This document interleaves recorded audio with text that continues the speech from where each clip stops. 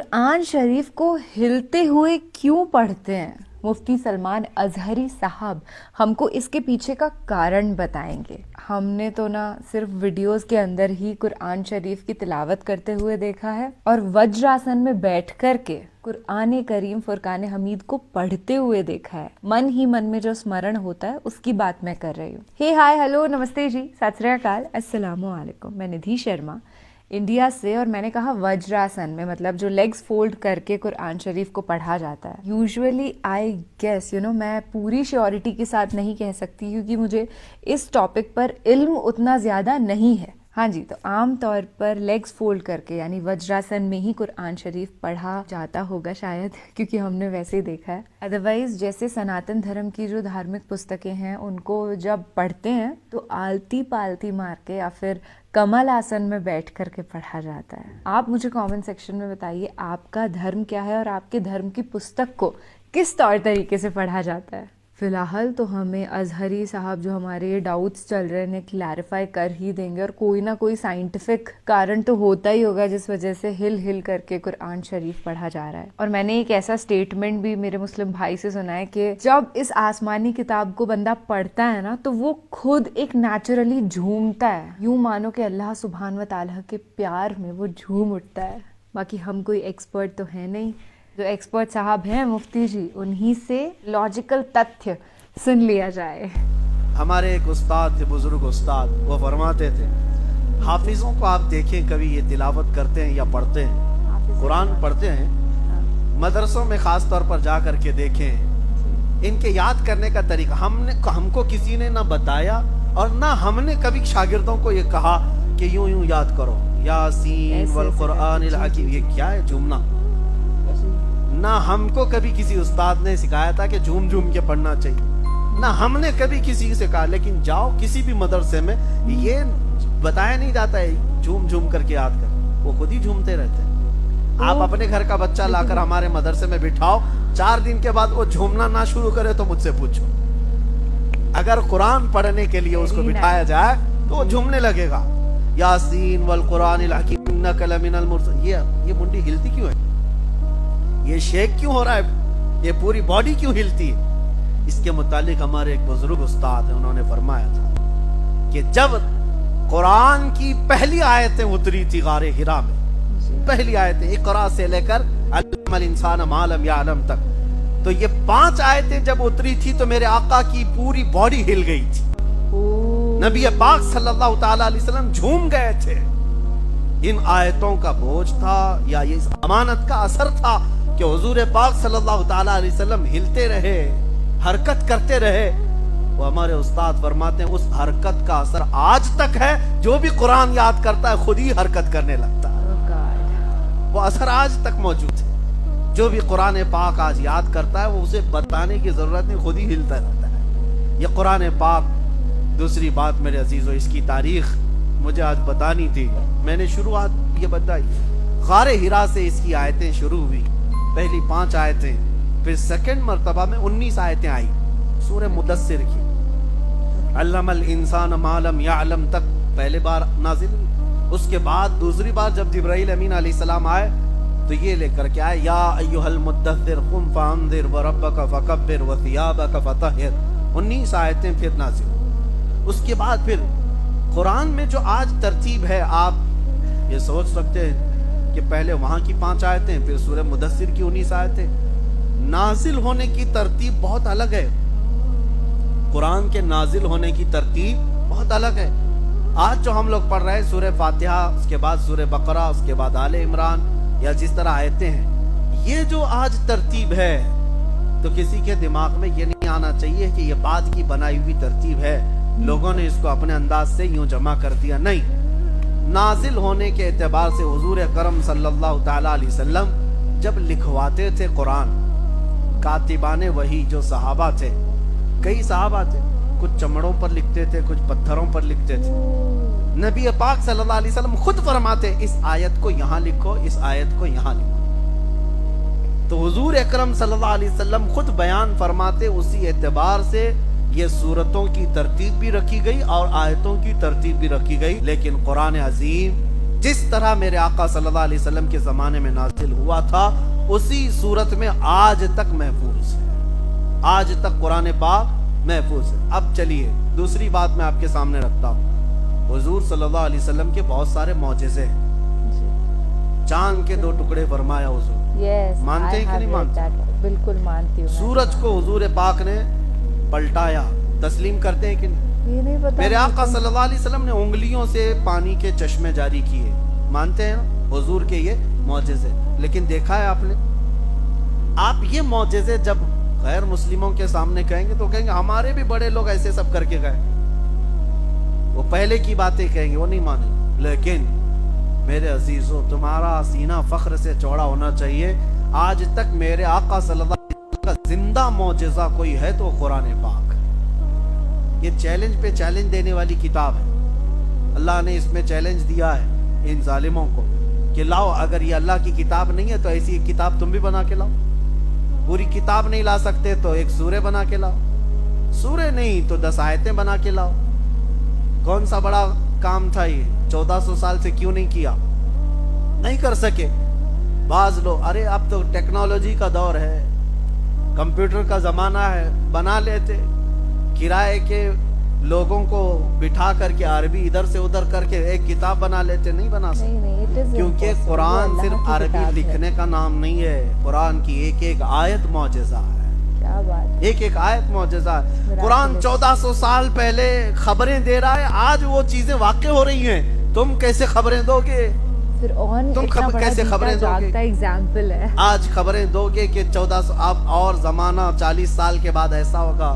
اٹکل پچھو تو مار سکتے ہو، لیکن قرآن جو ہے وہ حقانیت اور صداقت کی بات کرتا ہے. اٹکل پچھو، صداقت کی بات کرتا ہے. یہ چیزیں کہاں سے لائیں گے آپ؟ میرے عزیزو، میں آج آپ کو قرآن کی طرف راغب کرنے کے لیے ایک بات اور بھی کہہ دوں. دنیا میں تمہارا امتحان ہوگا، تمہیں آزمایا جائے گا. آج میڈیا کے ذریعے سے دیکھا بھی جا رہا ہے، کوئی بابا پرچیاں نکال کر کے لوگوں کے دماغ میں کیا کیا ہے وہ سب بتا دیتا ہے. لوگوں کو ایسا لگتا ہے ارے ہاں کیا چمتکار ہے بابا کا. میں وہ چمتکار کے بارے میں بتاتا ہوں اور تھوڑا انتظار کرو. اچھا اوکے. اللہ تبارک و تعالی ہر چیز کو واضح کر کے سامنے لاتا ہے. انتظار کرو. لیکن ایمان والوں کے لیے امتحان یہ ہے، تم دنیا میں کسی چمتکار کو دیکھ کر کے گرویدہ مت ہو جانا. میاں یہ تو بابا ہے، بھی دجال آنا باقی ہے. یہ تو پرچی دکھا رہا ہے، دجال تو بارش برسا کے دکھائے گا. یہ تو ابھی نام بتا دے تمہارے چاچا کے، تمہارے بھتیجوں کے. دجال تو زمین سے پودے نکال کر دکھا دے گا، بلکہ وہیں مارے گا، وہیں زندہ بھی کر کے دکھائے گا. یہ تو میرے آقا نے پہلے سے فرمایا. تو کیا ایسی حرکتیں کر کے دکھا دینے پر تم فوراً آمنا صدقنا کہو گے؟ نہیں، میرے آقا نے فرمایا اس وقت ایک سچا مومن یہی کہے گا اللہ ربی یحیی و یمیت. میرا رب اللہ ہے، وہی زندگی دیتا ہے، وہی موت دیتا ہے. آنکھوں پر پٹی تو پڑ سکتی ہے، شعبدہ بازی ہو سکتی ہے، جادوگری تو دنیا میں موجود ہے، تمہاری نظر بندی تو ہو سکتی ہے، لیکن حقیقت میں اشیاء کو بدلنا صرف اللہ کی قدرت ہے. اسی لیے میرے عزیزو، قرآن کی سچائی پر یقین رکھو. تمہیں ادھر ادھر جانے کی ضرورت نہیں، یہ اللہ کا کلام کافی ہے. وَنُنَزِّلُ مِنَ الْقُرْآنِ مَا هُوَ شِفَاء. اللہ نے فرمایا ہم نے ہر وہ چیز اتار دی ہے اس قرآن میں جو مومنوں کے لیے رحمت بھی ہے اور شفا بھی ہے. مومنوں کے لیے رحمت بھی ہے اور شفا بھی ہے. قرآن کی تاریخ میں ایک چیز میں آپ کو بتا دوں، یہ ایسا معجز کلام ہے. معجز کا مطلب عاجز کرنے والا کلام. آپ کو کیا لگتا ہے اس کا جواب کوئی لایا نہیں ہوگا؟ اب تک لانے کی کوشش کیے تھے عرب لوگ، اور وہ بھی بھاڑے کے لوگ، کرائے کے لوگ، شاعر لوگ. مکہ والے پریشان ہو گئے آیتیں سن سن کر کے. حضور فرماتے لاؤ ایک آیت، لاؤ 10 آیتیں، لاؤ ایک سورہ، کیونکہ تمہاری زبان بھی وہی ہے جو قرآن کی زبان ہے. کیوں نہیں لاتے بنا کر کے؟ ان کی طاقت نہیں ہوئی تو یمن کے، شام کے، جگہ جگہ کے جو بڑے بڑے فصیح و بلیغ شاعر تھے ان کو لے کے آئے. کہا کہ جتنے پیسے چاہیے لے لو, یہ قرآن کا جواب لکھ کر کے لاؤ. تو پیسے تو لے کر کے گئے, 1 سال تک کھا پی کر کے دوسرے سال آئے اور کہا کہ نہیں بنا پایا, ہونا ہی تھا, اور تھوڑے پیسے دے دو. بڑے بڑے مالداروں نے دوسرے سال پھر پیسے دیے, جاؤ کچھ تو بنا کے لاؤ. دوسرے سال گئے, سال بھر حج کے موسم میں آتے تھے سارے لوگ, مکہ میں جمع ہوتے تھے. اب ان کو ڈر لگنے لگا دوسرے سال اگر نہیں لے کے جائیں گے تو یہ عرب کے بڑے بڑے سر پھرے سیٹ لوگ جو ہے مار ڈالیں گے. تو کچھ نہ کچھ بنا کے لے کے آئے شاعر لوگ. ابھی ہم نے آج پڑھی ہے قرآن کی سورہ القاریعۃ ما القاریعہ وما ادراک ما القاریعہ. اللہ نے فرمایا وہ چنگھاڑنے والی, قیامت کا تذکرہ ہے اس میں. چنگھاڑ, کیسی چنگھاڑ جو قیامت کے وقت آئے گی کہ انسان روئی کے پھائے کی طرح اڑ رہے ہوں گے. یعنی تمام پہاڑوں کو دیکھو کہ تم ہوا میں اڑ رہے ہوں گے, گردش کر رہے ہوں. یہ قیامت کا منظر ہے اس میں سورے میں. القاریعۃ ما القاریعہ وما ادراک ما القاریعہ. اس سورے کے وزن پر انہوں نے بھی ایک بنا لی, لے کر کیا الفیل ما الفیل وما ادراک ما الفیل خرطومہ طویل, عربی میں جس کا مطلب یہ ہوتا ہے ہاتھی. تم کیا جانو ہاتھی, ہاتھی کیسی ہوتی ہے, اس کی سونڈ لمبی ہوتی ہے, دم چھوٹی ہوتی ہے, پیٹ بڑا ہوتا ہے, پیر اونچے ہوتے ہیں. لے کر کے آئے مکہ والوں کے سامنے, تلاوت کیا الفیل میں, سب گھبرا کے کھڑے ہو گئے اور سب کہنے لگے کیا بکواس ہے, کیا بکواس ہے. ہاتھی, تم کیا جانو ہاتھی, لوگ سونڈ لمبی ہوتی ہے, پونچھ چھوٹی ہوتی ہے, یہ کوئی سورے بنا کر کے لائے ہو. بہت پھٹکار کھائی اور خود ہنسنے بھی لگے. خود بنا کر کے لائے اور خود ہنسنے بھی لگے, ہم نے کیا بنا دی. کہا اس بار تمہیں جو ہے وارننگ دیتا ہوں. بڑے سیٹ نے کہا اگر تیسرے سال خالی ہاتھ آئے تو مارے جاؤ گے.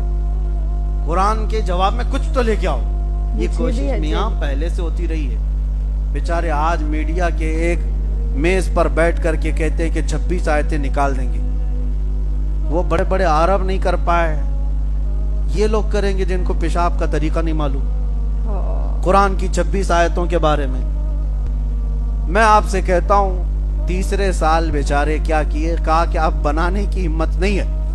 اب ہاتھی کا بنائے پھر اگلے سال گھوڑے کا نہ بنا لے. بناتے نہیں, قرآن میں کچھ اگر نقص ہے, عیب ہے تو اس کو ڈھونڈ کے لے جاتے, جو عربی گرامر سے گرے ہوئے. تو 4 لفظ ڈھونڈ کے لائے, ہو 4 لفظ قرآن کے اندر کے ڈھونڈ کے لائے کہ یہ عرب وہ نہیں بولتے, ایسی بات قرآن میں آئی ہے, فصیح نہیں ہے یہ, فصیح عربی سے گری ہوئی چیز. وہ کیا تھے, 4 لفظ تھے. حضوا, حضوا کا مطلب ہوتا ہے مذاق, لیکن قرآن میں حضوا, عرب لوگ اس کو استہزاء کہتے تھے. قرآن میں دوسرا ایک لفظ استعمال ہے, وہ کبار, بوڑھے کو کہتے ہیں, لیکن عرب لوگ کبار نہیں کبیر استعمال کرتے تھے. اور قرآن میں ایک لفظ استعمال ہے عجاب, عرب لوگ عجاب نہیں عجیب استعمال کرتے ہیں. عجیب و غریب چیز کو قرآن میں عجاب آیا ہے, تو کہنے لگے ایسے ورڈز آئے ہیں قرآن میں جو عرب یوز نہیں کرتے. عرب لوگ جو یوز کرتے ہیں وہ فصیح زبان ہوتی. لشیء ہے, لشیء ہونا چاہیے. 4 غلطیاں ڈھونڈ کے لائے, اور جب وہ آئے تو مکہ والے خوش ہو گئے, چلو کچھ تو لائے, 3 سال پیسے کھا کر. حضور کے پاس وہ آئے, حضور سے کہا کہ دیکھو محمد صلی اللہ علیہ وسلم, ہم نے تمہارے اس کلام قرآن سے 4 ایسی غلطیاں نکالی ہیں جو عرب لوگ استعمال نہیں کرتے, عربوں کے درمیان یہ رواج نہیں ہے. حضور نے فرمایا میں تم سے نہیں بات کرتا, ہمارے اور تمہارے درمیان فیصلہ کرنے کسی بڑے بوڑھے آدمی کو لے آؤ جس کی زبان دانی پر سب کا اتفاق ہو, سب اس پر اتفاق کر. تو اس زمانے میں 96 ایئر کا ایک بوڑھا تھا جو پہاڑوں پہ رہتا تھا, اس کی زبان ایک دم اوریجنل زبان, بالکل پیور عربی, کیونکہ کبھی وہ لوگوں سے ملنا جلنا نہیں, اپنی زبان کی حفاظت کے لیے بیچارہ بوڑھا پہاڑوں پہ رہتا تھا. ان مکہ والوں نے کہا ہم اس کو لے کے آئیں گے, وہ استاد فیصلہ کرے گا. حضور نے فرمایا لے آؤ اس کو لے کر کے آئے. جب وہ بوڑھا آیا تو حضور بیٹھے ہوئے تھے. بڑے لوگوں کے آتے ہی تعظیم کی جاتی تھی, حضور کھڑے نہیں ہوئے, حضور بیٹھے رہے. وہ بوڑھا دیکھتا رہا اور آ کر کے حضور کے سامنے بیٹھ گیا تو حضور کھڑے ہو گئے. جب وہ بیٹھا حضور کھڑے ہو گئے تو وہ گھبرا کے وہ بھی کھڑا ہو گیا, حضور پھر بیٹھ گئے. وہ پھر بیٹھ گیا. حضور نے فرمایا یہاں نہیں, یہاں بیٹھو بازو. اس کو وہاں سے اٹھائے, بازو میں بیٹھے. اس کے بعد پھر حضور نے فرمایا نہیں نہیں ادھر نہیں, ادھر بیٹھو. 96 سال کے بوڑھے کو اٹھاؤ بٹھاؤ, ویسے ہی بوڑھے سٹی آ جائے. وہ بیچارہ ادھر سے ادھر, ادھر سے ادھر کیا, غصے میں آ گیا. غصے میں آ کر کی جو اصلی زبان ہوتی وہی نکلتی. ایگزیکٹلی غصے اس نے کہا یا محمد اتتخذنی حضوا وانی شیخ کبھی کبار وان ھذا منکم لشیء عجاب. وہ 4 غلطیاں جو یہ پکڑ کے لائے تھے, وہ بوڑھا وہی 4 باتیں بول رہا تھا. وہ کہہ رہا تھا اے محمد تم میرا مذاق اڑا رہے ہو. حضوا کا لفظ اس نے استعمال کیا. کہا انی لشیخ کبار, میں تو کبار بوڑھا آدمی ہوں. وَإِنَّ هَذَا مِنْكُمْ لَشَيْءٌ عُجَابٌ, اور ایسی حرکت آپ جیسے آدمی سے بہت عجیب ہے.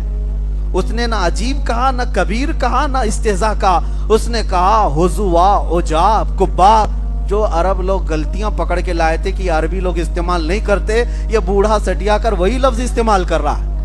حضور نے ان کی طرف دیکھا اور کہا جس کو فیصلہ کرنے لائے تھے وہی 4 باتیں تو کہہ رہا ہے. جس کو تم کہہ رہے ہو کہ قرآن کی فصیح زبان نہیں ہے, تو سب سے بڑا استاد وہ استعمال کر رہا ہے. بیچارے شرما کر منہ جھکا کر چلے گئے. قرآن کا جواب اس وقت بھی نہ لا سکے تھے. حضور کے زمانے میں ایک اور چیز ہوتی تھی. شاعر لوگ, شاعروں کا رواج تھا, جو سب سے اچھی شاعری کرتا تھا اس کی شاعری خانہ کعبہ کے پاس لا کر لٹکا دی جاتی, اور چیلنج ہوتا تھا اس سے اچھی شاعری اگر کوئی لکھے گا تو یہ پرانی والی نکال دیں گے اور نئی والی پھر لگائیں. عربوں میں فیصلہ ہوتا تھا بیٹھ کر. تو کعبے کے دروازے کے پاس جس کی شاعری لٹکی ہے وہ سب سے عمدہ شاعری عربی میں, شعر و شاعری کا رواج.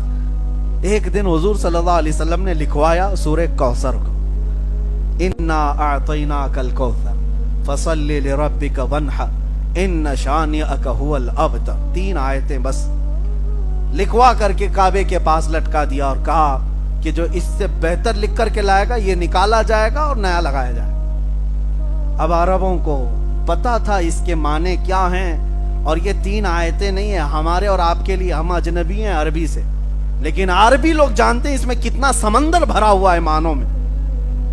دیکھتے رہے دیکھتے رہے. پھر اس زمانے میں بھی انہوں نے بہت بڑے شاعر کو پکڑ کر لا کر کہا اس کا جواب لکھو, اس کو اترواؤ کعبے سے. وہ آیا, دیکھا, غور سے پڑھا, انا اعطیناک الکوثر فصل لربک وانحر ان شانئک هو الابتر. اپنی طرف سے نیچے لکھ کر کے لگایا ما ھذا کلام البشر. کہا کہ یہ بشر کا کلام ہو ہی نہیں سکتا. اس نے کہا میں کیا شاعری لکھوں, یہ جو کلام ہے یہ بشر کا ہو ہی نہیں سکتا. اس کے بعد سے آج تک کعبے پہ لٹکانے کا رواج ہی ختم ہو گیا. قرآن کے آنے کے بعد پھر کوئی فصیح زبان اس کا مقابلہ نہیں کر سکی. یہ میرے رب کا کلام سچا اور میرے مصطفیٰ کا سچا معجزہ ہے. مجھے حیرت اس بات کی ہے کہ ہماری قوم اس سے غافل ہے, اس قرآن پاک سے. اس کے ترجمے, معنی, تفسیر تو دور کی بات, پڑھنا نہیں آتا لوگوں کو. میتوں پر پڑھتے, ابھی رمضان میں جھٹک کر کے نکالے ہوں گے کہ پڑھنا ہے. لیکن میرے عزیزو اس قرآن کے ساتھ اتنی ناانصافی کرتے رہو گے تو ہدایت کیسے پاؤ گے؟ درس قرآن اگر ہم نے نہ بلایا ہوتا, یہ زمانے نے زمانہ نہ دکھایا ہوتا. وہ زمانے میں معزز تھے مسلمان ہو کر, آجم خار ہوئے تاریک قرآن ہو کر. ہم قرآن چھوڑ کر کے خار ہوئے. اتنا علم اس کے اندر ہے. میں نے اب تفسیر کے لیے جو اس سال مزاج بنایا تھا کہ قرآن کے اندر جو علوم ہیں میں آپ کے سامنے نکال کر کے رکھوں گا. آج ریسرچ کرنے کے بعد جو علوم لائے گئے, میں نے وہ علوم قرآن میں پڑھے. نام اگرچہ الگ الگ دیے ہوں, میڈیکل سائنس کی کتنی تھیوریاں میں قرآن سے آپ کو نکال کر بتاؤں. ایمبریالوجی جس کو کہا جاتا ہے, بچے کے پیدا ہونے کا سارا علم, ایمبریالوجی, یہ پورا قرآن نے اس زمانے میں بتایا ہے جب نہ سونوگرافی کی مشین تھی, نہ ایکسرا تھا, نہ سی ٹی اسکین, کچھ نہیں. ماں کے پیٹ میں بچہ کیسے کیسے پلتا ہے, وہ ہو بہو وہی الفاظ آج میڈیکل سائنس میں موجود ہیں. یہ قرآن کے اندر وہ علوم موجود ہیں.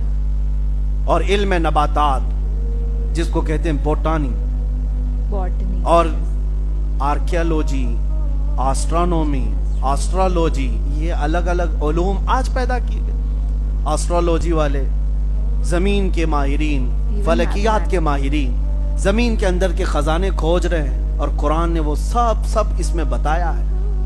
एस्ट्रोनॉमी, सितारों का इल्म रखने वाले बहुत सारे माहिरीन हैं, साइंटिस्ट हैं, वो अब के ज़माने में खोज करके निकाल रहे हैं कि सितारे कितने बड़े हैं, ये कितनी ताकत के होते हैं, इनकी उम्र कितनी होती है और ये कब जाकर के कहाँ ख़त्म होते हैं। ब्लैक होल्स क्या हैं?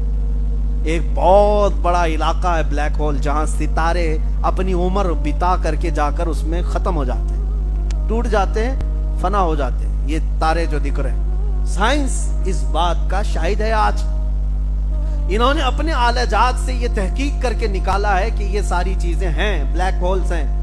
और 1400 साल पहले कौन आसमान पर गया?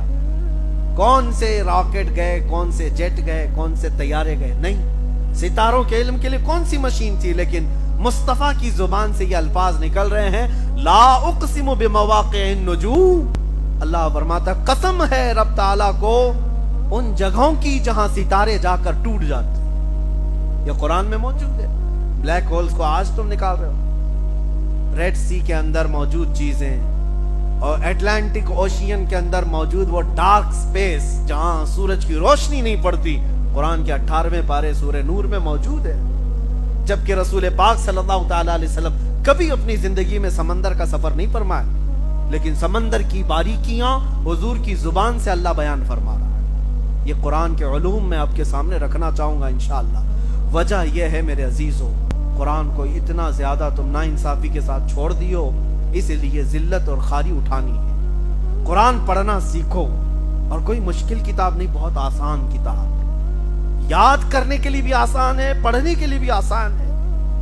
आपको मैं बताऊं, मेरे घर में मौजूद है 4.5 महीने में मुकम्मल हिफ्ज़ कुरान किया हुआ। अगर अल्लाह चाहे तो सीने में इतनी जल्दी ये कुरान को उतारता है। Okay, so this video just got over, और ये हमारे दिलों में बस गया है कि कुरान शरीफ जो है बहुत ही आसान किताब है। अल्लाह सुब्हान व तआला ने इस तरीके से डिज़ाइन करी है कि जो चाहे वो हाफिज़ कुरान हो जाए, पर जुनून होना चाहिए। और मैं यही दुआ करती हूँ कि वो हर इंसान जिसके अंदर इतनी सी भी ख्वाहिश है ना हिफ्ज़ कुरान होने की, वो हो जाए। आमीन सुम आमीन। मुझे लगा था वीडियो के अंदर महज हम यही जान पाएंगे कि कुरान शरीफ हिल हिल करके क्यों पढ़ा जाता है, पर ये तो उससे बहुत बहुत ज़्यादा था। और देखिए, जैसा मेरे मुसलमान फ्रेंड ने कहा था कि ना बंदा झूम उठता है, वाकई में झूम ही उठता है खुद, उसे कोई नहीं बताता है। मुझे कहीं ना कहीं ये भी लगता था कि कोई तो बोल देता होगा कि आप हिल हिल करके पढ़ें तो आपको आसानी से वो चीज़ मेमोराइज हो जाएगी, जल्दी जल्दी से सीख जाएंगे। पर ऐसा कुछ नहीं है। खुद ब खुद after 4 to 5 days if the person is reading it ना, वो खुद ही वाइब्रेट होने लग जाएगा। And that vibration is heavenly, it's definitely godly. अल्लाह सुब्हान व तआला की किताब है। बहुत सारे गुस्ताख भी पैदा हुए, इनफैक्ट आज भी बहुत सारे लोग ट्राई करते हैं कि वो मिस्टेक्स निकाल दें, बट खैर कोई बात नहीं, कितने भी प्रयत्न वो कर लें, इस चीज़ में सक्सेसफुल ना वो कभी हो पाए थे ना कभी हो पाएंगे, पर हम ज़रूर सक्सेसफुल हो सकते हैं हाफिज़ कुरान होने में। सो I wish you all the best for your life ahead and your journey of being a हाफिज़ कुरान। आज के लिए बस इतना ही। आप अपने और अपने सभी घर वालों का ख्याल रखिएगा, खुश रहिएगा, नेक आमाल करिएगा, कुरान शरीफ की तिलावत करिएगा। शब खैर, शुभ रात्रि, अल्लाह हाफिज़।